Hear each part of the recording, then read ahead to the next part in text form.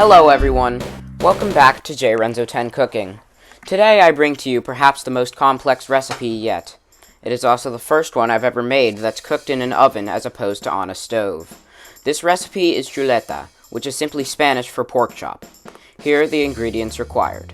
Pork chops, obviously, a large dish, adobo, oregano, garlic powder, olive oil, and red wine vinegar. With all your ingredients prepared, it's time to get cooking. The first thing you want to do is rinse the pork chops because raw meat bad and all that stuff. After each one is rinsed, put it into the dish you're using. Fun fact, what you're seeing right now was actually my first time handling raw meat, and I was actually kind of disturbed by all the blood on them. But oh well, I got over it pretty quickly.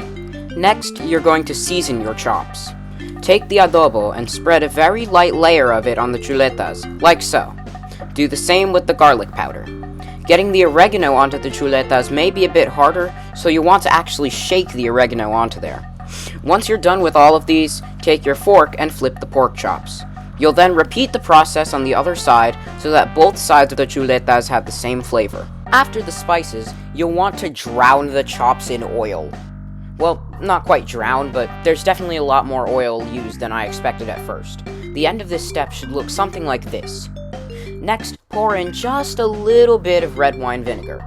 Flip the chuletas one last time, making sure to move them around and get them soaked. Then put some tin foil over the dish and stick it in the oven. Once the chuletas are in the oven, set the oven to 350 degrees and let your meat cook for about 45 minutes. After this amount of time, it should all be ready. If the chuletas don't look brown enough, you can always take the tin foil off, turn the oven up to 400 degrees, and let them cook for another 10 to 15 minutes. Here's how my dish turned out. In case you're wondering, the rice had already been cooked, so I just microwaved it. I hope you enjoy your chuletas, and remember, it's never perfect the first time. This is J Renzo 10, signing off.